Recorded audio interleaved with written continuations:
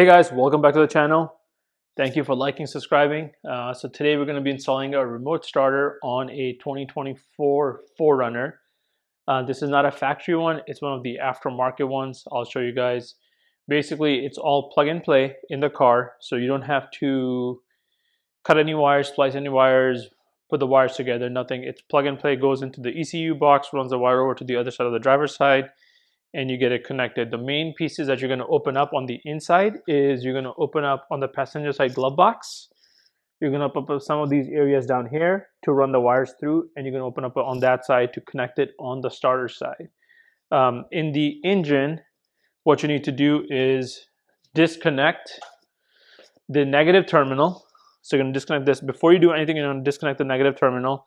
This is how the wiring loom comes. So as you can see, it's all plug and play with the factory one. There's red and blue because that's the N2 box. This is called N2 design. And here the wires will connect and the other wires will connect in the car. And I'll try to do my best to show all the wiring where it's connected and what you have to take off. You do need some trim tools and you also need a 10mm socket to unplug it.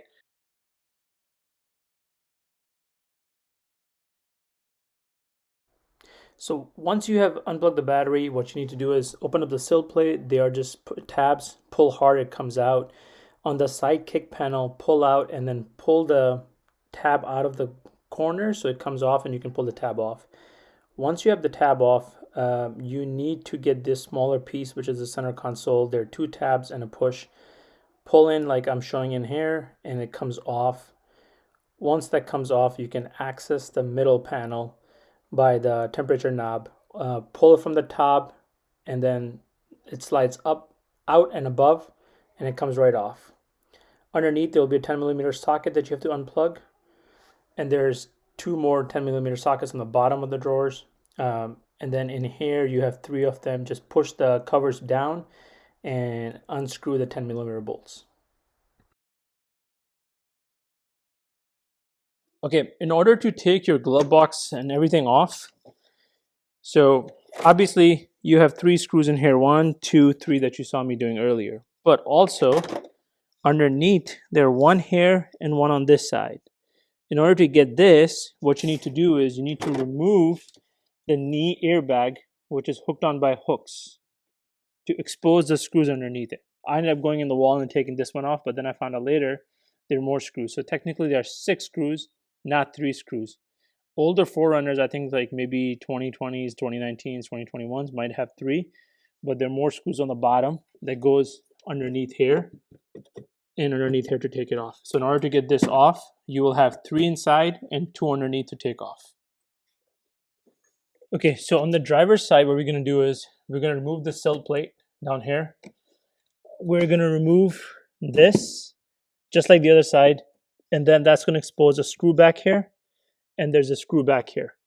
So we can remove this lower panel. The reason we're going to do that, and the same thing the side panel as well, to run the wire and bring it over here. So now I'm at the driver's side taking the sill plate off. Once I take the sill plate off, I take the lower kick plate off, and then I want to take the lower right panel off that's right next to the gas pedal so I can run the wires. And then the lower panel underneath the dash will come off with 2 10mm screws, and then you just pull it off with all the push tabs. Okay, so on the driver's side, you will have a bunch of, once you remove this panel, the underneath panel, you have a bunch of wires. What you want to do is remove on the right side, you're going to remove this one in the middle. The reason for this is the wiring loom that comes with it is going to plug into this adapter, and the new adapter will go in here. So what's going to happen is, if you remember, we took off the covers from the passenger side to get access to there, right there. We're going to run the wires, bring it all the way inside, loom them through, and connect it up here with this, and then put it in here. And that's how that's going to work. Okay, so this is the wiring loom that comes with the N2 design. Don't just untangle it, don't unplug anything. The A, we're going to run it, we're going to leave all the wires on the passenger side, run this A, this is marked A, underneath the center console all the way in the back to the driver's side. I'm just going to fast forward the video, but that's what's going to be like.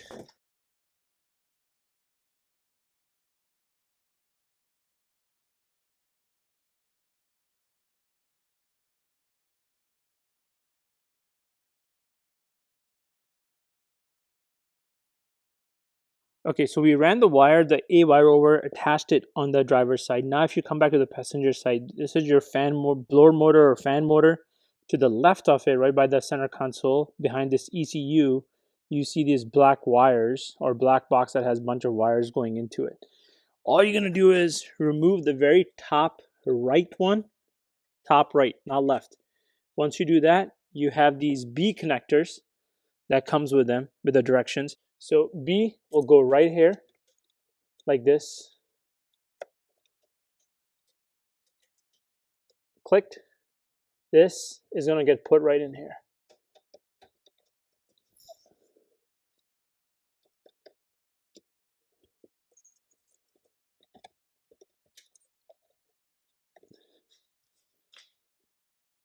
B goes right in here. Okay, so one of the second last wires you're gonna connect is in the same row. This is where we just connected. Come down to the bottom, which is behind your ductwork right here. This is your what they call C. You're gonna unplug this, and you're gonna fish through and find the C connector.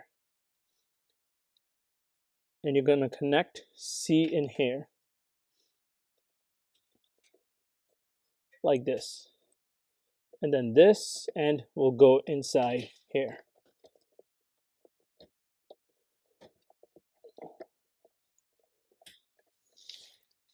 That's how it's going to connect.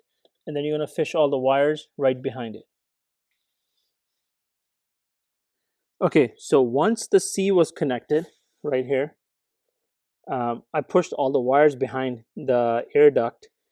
In order to put the N2 box, it won't fit in here. So I zip tied it on the side of this plastic next to the blower motor. It's tight enough, it's not going to go anywhere, and it's not going to make a noise. So now it sits flush, and when the glove box comes in, it's not going to hit any wires either. They're out of the way. So that's all you need to do. If you want to route it and maybe put in your glove box, the wires are long enough to put it in your glove box in here and leave it with a double-sided sticky tape. But for me, it worked out better to hide it behind here and put all the wires behind, so you can see the wires are there. Now all is required is to actually test the machine itself after plugging in the negative terminal. Stay tuned. Okay guys, I will try to take a picture of this and put it on the video as well, but this is basically showing the programming of the module, the N2. I took it off, I'm going to put it back in, but as soon as you plug in the wire in the negative terminal, this should turn red. When it turns red, you can proceed to the next step. On a high level, what it's going to do is you got to turn the ignition on a couple times without starting the car. Do not press it on the brake. Just ignition on twice, off. Then press it again, twice, then off. Then you come out of the car and then you lock the car. You wait 2 seconds and you unlock the car, and this light flashes different colors. So if you notice, there are different steps and it tells you what to do. So follow your directions when you're doing this. So I'm going to try now. So